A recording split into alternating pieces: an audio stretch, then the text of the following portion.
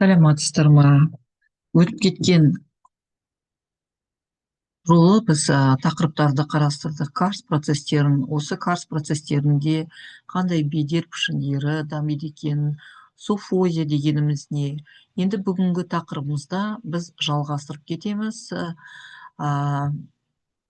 Мұздықтар тақырыбын қарастырамыз. Гляциальдық процестердің бедер пішіндері қандай болады екен?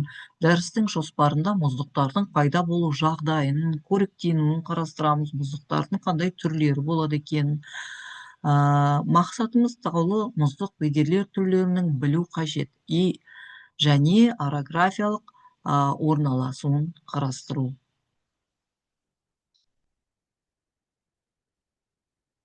Мұздық бедер түзілу процестер мұз әрекетіне тікелей байланысты. Мұндай процестердің даму үшін жер бетінің белгілі бір аймағында мұздықтың ұзақ уақыт сақталып тұруы қажет.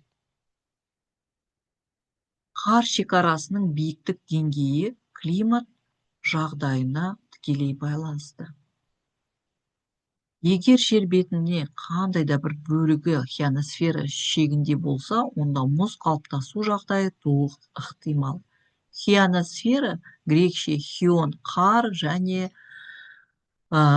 сфера шар деп өз құрамында атмосфералық ылғалдың басым көпшілігі қатты заттар күйінде тұратын тропосфераның қабатшасын айтады. Мұнда қар жауы басым болып, үнемі қар мен мұз сақталуы мүмкін. Ионосфераның төменгі шегі қар сызығы болып келеді. Қар шекарасының биіктік деңгейі климат жағдайына тікелей байланысты.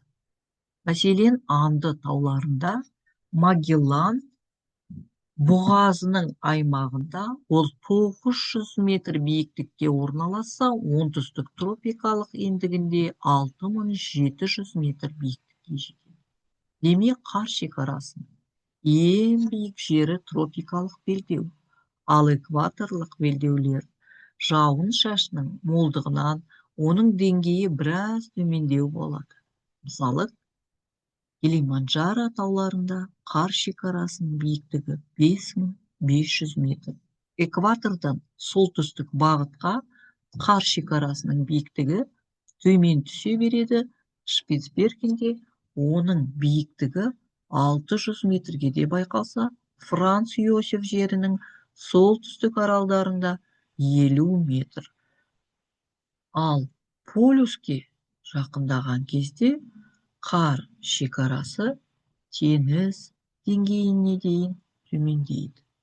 Табиғи мұз екі түрге, су мұзы және қар мұзы болып ажыратылады.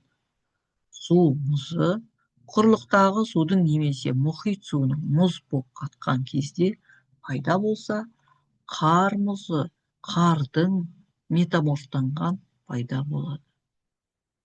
Қар сән мәрте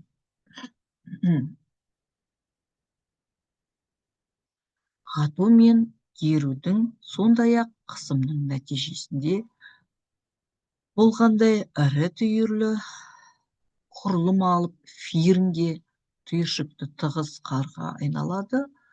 Ол одан арғы өзгеру процестерін өткен соң глетчер мұзына, яғни құрлықтағы мұздықтар мұзына айналады. Сөйтіп, шамасымен 10-13 куб метр қардан 1 куб метр мұз жаралады. Мына жерде суретте алдарыңызда глетчерлі фирн көрінісі. Қалай фирн пайда болады екен? Үстінде жаңа месте айтып кеттім. Мұздықтардың пайда болу жағдайы мен қоректенуі мен түрлерін қарастырсақ, жер бетінде ұзақ уақыттар бойы сақталатын кристалды мұз шоғырын қорын мұздық деп атайды. Олар таулы өлкелерде тек қарлы шекарадан жоғары аймақтарда түзіледі, Мысалы, Іле алатауында қар жиегі 3700-4000 метр биіктікте орналасады. Алайда динамикалық процеске орай мұздықтар бұл шекарадан төмен түсе алады. Көлемі үлкен мұздықтар өз салмағынан және иілгіштік пластичность қасиеттерінің әсерінен таудан төмен қарай жылжиды. Мұздықтардың жылжу жылдамдығы тәулікте бірнеше сантиметрден ондаған метрге дейін жетеді.